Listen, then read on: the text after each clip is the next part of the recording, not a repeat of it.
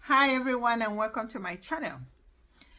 If you're from a background where you have more of a community lifestyle, where you live for and with everyone, then this is for you.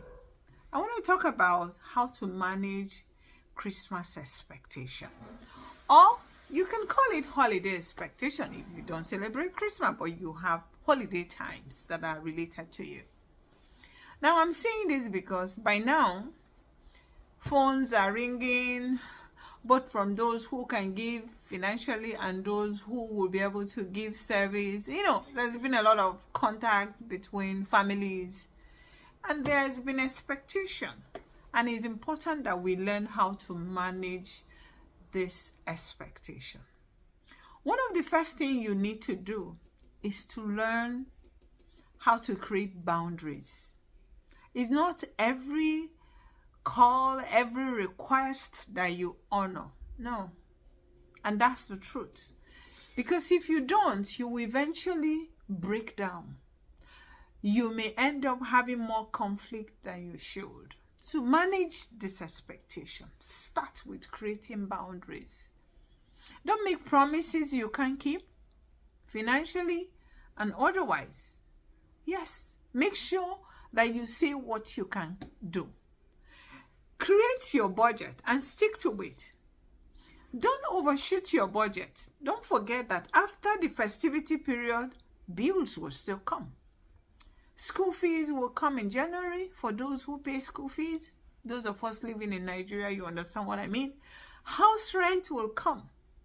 Other things will still come. So, have a financial plan and stick to your budget. Remember, what you can do today will not kill anybody. Nobody will die if you're not able to do a particular thing today.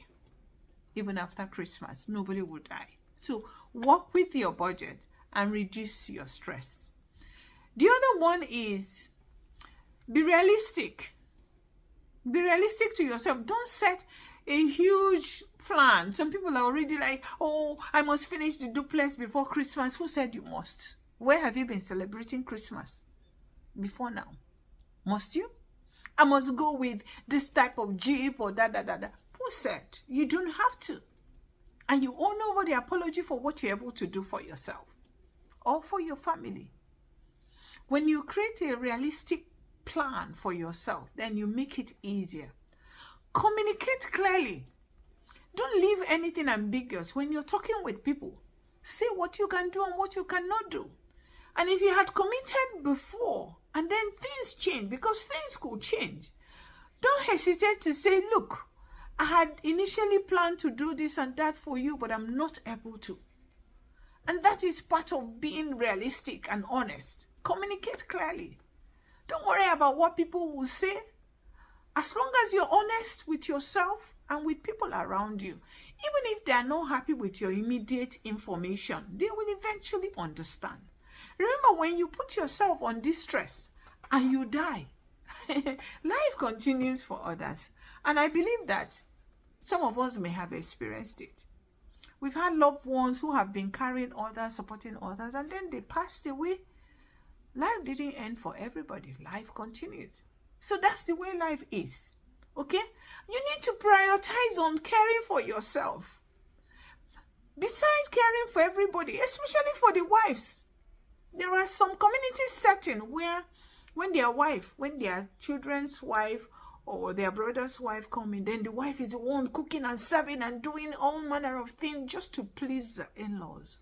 Hey, woman, take care of yourself. If you allow that, then you're the one that will be burnt out. And let me tell you, people have died due to burnout. So what you can do is involve everyone.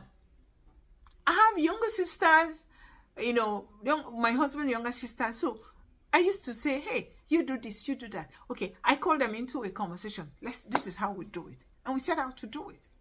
And nobody complains. Everybody enjoys it. With respect, though. So don't try to come and begin to impose them because you're married to their brother and maybe their brother is the one bringing them on. No. Do it with respect. Don't forget, today you're married to their brother. They too will be married to somebody's brother. And your brother will marry somebody's sister. So it goes round. You just have to be able to balance it. Okay? I have talked about setting boundary. You have to be flexible. You don't sit at being rigid. No. You had planned to go to your village today from your husband's village and it didn't work. Hey, come on. If you don't go today, you go tomorrow. Don't be that rigid with things so that life will be easy for you and all your loved ones. Let me tell you that you're used to doing Christmas this particular way does not mean it cannot change. Traditions are created in one day. Start a new tradition. If what has been there is no longer tenable in your environment, don't stick to it. And that's the truth. When I got married to my husband, the only thing I know about Christmas is going from wherever you are in this world to the village, my village. Those of us from the eastern Nigeria will understand what I'm saying. We wedded in November, and then December, I didn't even remember even we were wedding. Excitement of wedding. Then by the time we were in the 20th of December, it dawned on me that everybody is headed home. My God, it was tough. I cried, I begged, I toasted my husband from all sides. But we had talked about it at some point when I introduced the topic. He said, my wife, if we do this, we won't be able, we had set a plan that we're going to do this in the first quarter of the year and blah, blah, blah. But I forgot all about that. I wanted to go home because that's the tradition. I know. Thank God for my husband. He lovingly made me see why we don't have to go home. And that was the last Christmas I craved to go home. I don't go home, don't get me wrong. Eventually, I created a Christmas in my new home. By the next Christmas, God kind to us. I had a baby, a brand new baby. I had my baby in November the following year, 1 year after my wedding.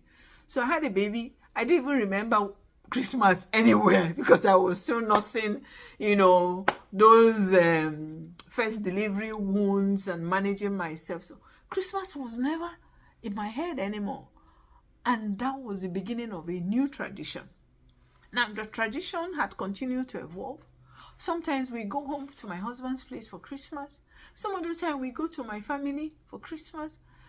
Another time we share it. Okay, Christmas here, New Year there, and so on. Now we're living so far away from home that we can't even go every Christmas. Considering the budget, considering the distance, it's so many things that will make it almost impossible to go home every Christmas. So you see, tradition had continued to change. And that is what you should do. Don't put yourself under pressure, please. It makes all the sense. Now, let me say something that may not completely be in line with this, but related to it. Those of you who are going home for Christmas or for whatever holiday and you're going to go with your house help, be kind to them. This is the season of love. Be kind. Some of you had formed the habit of not going home with their own house help, so they will use whoever is at home and turn them into helps without any plan to appreciate them. Be kind. Be kind. That's the word. Be kind. Whatever help you get, whatever support you get, just know that it's not because you're better. It's simply because God has given you that privilege.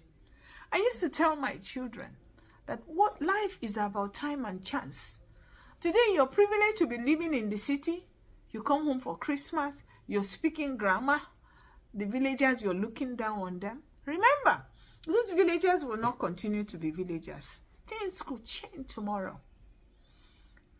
You never know. Be kind to people who come to help you. Even if you're giving them meal, whatever you brought and all that, be kind to them. Okay? Lastly, share love. Give something to someone. Economy is hard, especially from where I come from. I was in Nigeria, a few weeks ago, a month plus now or thereabout. And I tell you, things are rough. If you can afford a bag of rice to share to a couple of women, especially the widows and orphans, please do it. My mother-in-law passed away 2 years ago. She used to make us, send rice, tomato, onions, salt, and for the women, she will ask me if you can do it for, the women in her whatever. Since she passed, I've not come around to doing it. And that's why I talk about grief. Sometimes grief can last very long. But after going home this year, I told myself, no. I remember that I need to do something about these women. If you have the privilege, help someone. And I'm sure they will never forget you. Okay? And that is what love is all about. Don't sing the song of Christmas without realizing or without acting it out. Jesus is love. It's an opportunity to give. Share love. And you will be happy you did.